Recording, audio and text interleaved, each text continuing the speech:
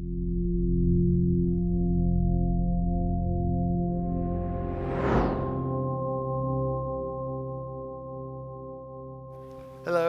Wow. Morning. This is a big room. So Dave was one of the Way bigger first. than I thought. Yeah, I connected with Dave 7 years ago, right before this Yeah. started. So he's seen it grow from a baby into, what are we now, a teenager maybe? Maybe we're a toddler. A toddler, yeah. We've got more to go. This is really amazing. I'm so happy for you. Yeah, thank you. Yeah, we met when you were just barely getting it started, so it's really neat to see this. Cool.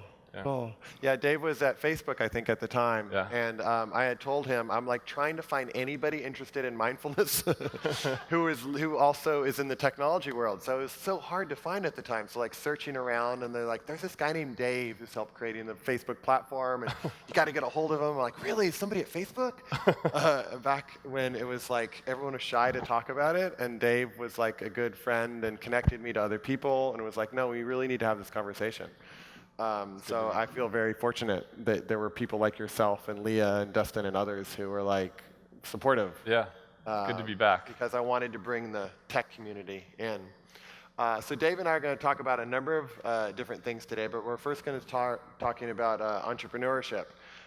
Because even though he's from Montana and has deep Montana roots, you also worked at Apple. You were early at Facebook, and you got to see the rise of Facebook. You started Path, so you've seen both things take off in crazy ways, and you've also things not take off in the same crazy ways. So I'd just love to get your insights about that, and then also talk about kind of how you see these new companies that are emerging that are trying to use technology for a greater purpose. And I think what we've seen in the past 10 years, nothing against a lot of these great companies, but they were not really trying to solve a social issue or a problem. They were just trying to entertain us. And I feel like there's this new wave of entrepreneurs, which I'd put you in there, which is trying to use technology to actually help reduce human suffering. And I think that's an important piece to talk about. So we'll get to that. But first, I would love for you to talk a little bit about the lessons both in when something exceeds beyond its wildest dreams, which I'm guessing Facebook, I would say, has, and the challenges of that, or the experience of that, and then also when it doesn't. And I know when we were talking before, you had said, actually, when your last company ended up getting sold, that's when you kind of started hanging out with friends again and also starting your meditation practice again. So I was wondering if you could speak to a little bit about some of your lessons being on both sides of that experience of like crazy, things going off on a crazy way as Facebook did, and then other things where you end up selling it and it turning out differently than you thought. Wow, that's a huge question.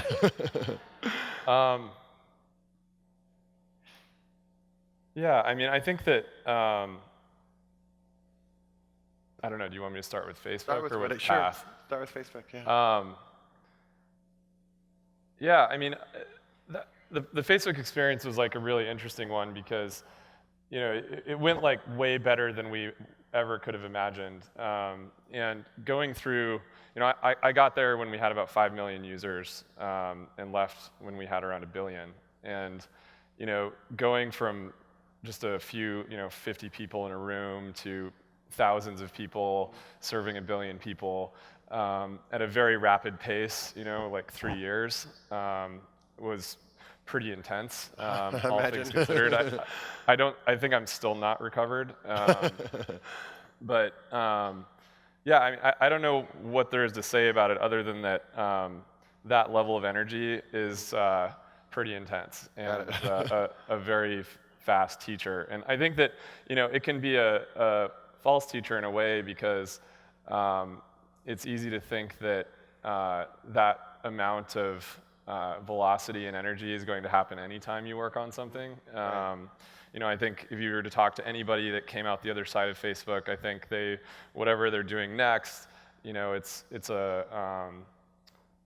easy to misunderstand what the lessons were in application to the next thing. And I think that's I don't know if that's helpful. Did you learn any particular lessons though, seeing that crazy rise in terms of just who you are as a person and what's important to you? And yeah, I think it's pretty easy to get extremely lost in ego. And this is like a pretty hard thing to admit, I guess. But like, we were all in our 20s, didn't know what we were doing in a lot of respects, and suddenly had the world at the doorstep. And I think it's easy to let your ego get out in front of you, and to be sort of leading with too much ego in a way. Yeah, and I mean, if you go back, I think, and look at that era in Facebook, you saw a lot of sort of public and press reaction against that sort of hubris that I think I certainly fell victim to that, certainly. And I think a big reason I came out of Facebook and went into trying to start Path with like a much more intentional kind of mission was because I felt like I had gotten so lost in the ego of serving, this many people, and how lucky are we, and Right. all that kind of humble. Because if you're a central person at Facebook back then, you were the man. Yeah. Right? I mean, the Yeah. media wants you, people want you, VCs Yeah. want you, like everybody wants you, and so that has its own challenges. Yeah, and I think it's like,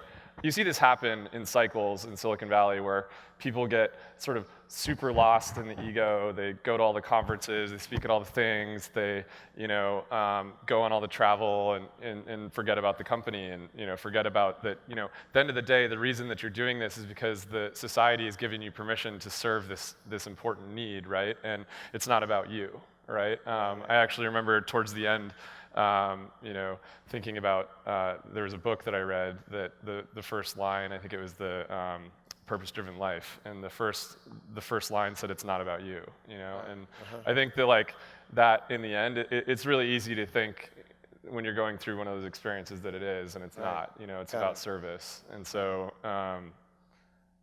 Yeah, I think that's the biggest lesson. And when you're in your 20s, I mean, that's a deep lesson to get in your 20s. Yeah. Because I can imagine that being very challenging. Yeah. Yeah. And then with Path, so you started this new company, Path. Google offered $100 million for it, I think, after a couple months. Yeah. It had a lot of hype, and it didn't necessarily live up to that hype.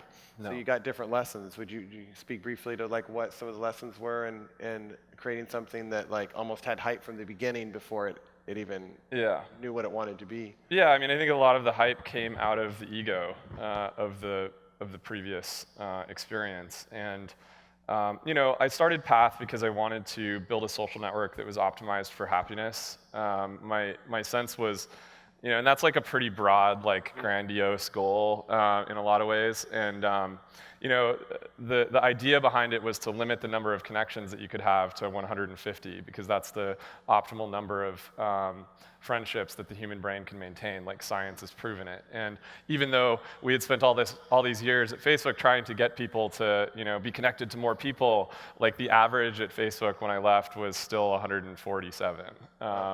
And so Of people you actually knew. yeah, that was like the average number of friends on Facebook. Oh, wow. At the time. And they were rapidly working to increase that number, but like, it had sort of been proven that like this is the case. And so I wanted to build a network, mostly because I'm from Montana.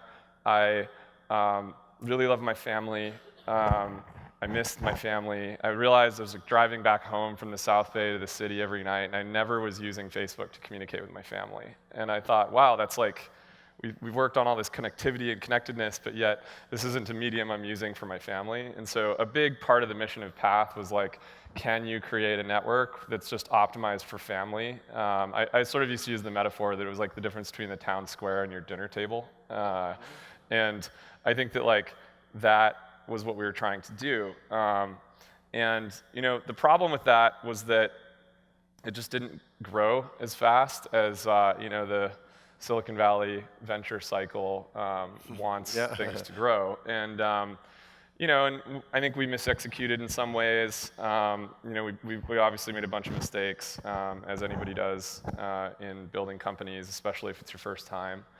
And because of that, we ended up having to sell the company. I don't think it was a hard experience in a lot of ways. We did end up with some success. It's still actually pretty big in Southeast Asia. If you guys want to go to Jakarta, It's the place to be. I can make that happen for you. Yeah, it's I don't know how a small-town Montana guy ended up in Jakarta. I used to joke like the bars are like Star Wars there. It's like every single type of person you could possibly meet.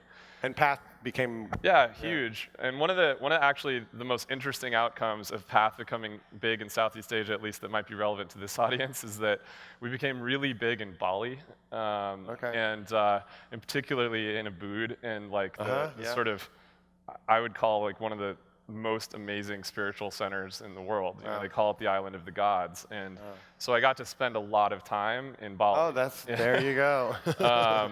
And you know, got to meet a lot of really interesting folks involved in the spiritual arts and spirituality in Bali, and so that was like a really, I would say is one of the hugest pieces of the Path experience, which I actually have never talked about.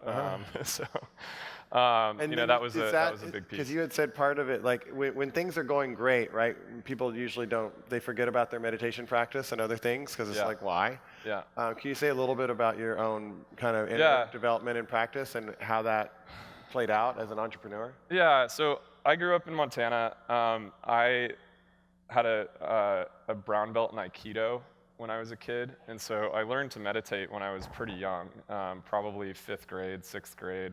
And it was a big part of my upbringing. My father actually was very rehearsed in I sort of would talk to him about any religion, and he knew all of them. And so I would, you know, I learned a lot about it young, but I would say like when I came to Silicon Valley, things were so intense. I was at Apple and at Facebook, definitely lost the practice for like a long period of time. And I think like when I met you, it was like a flirting with like, you know, figuring out, I think it sort of the mindfulness maintained, but the practice itself had sort of fallen by the wayside. And halfway through the Path experience, you know, I think it was becoming pretty clear that this journey was going to be like a lot harder than we expected it to be.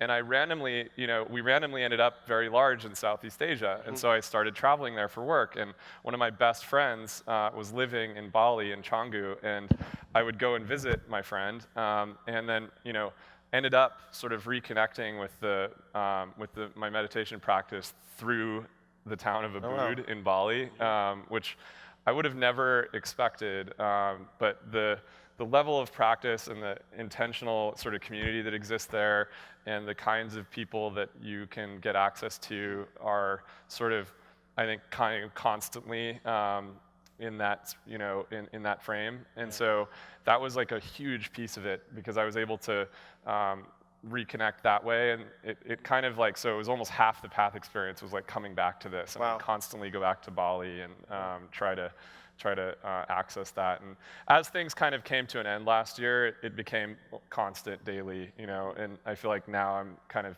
back, which is like really good, but it took a long time. Yeah, got it. And could you talk a little bit about this kind of new era of entrepreneurship?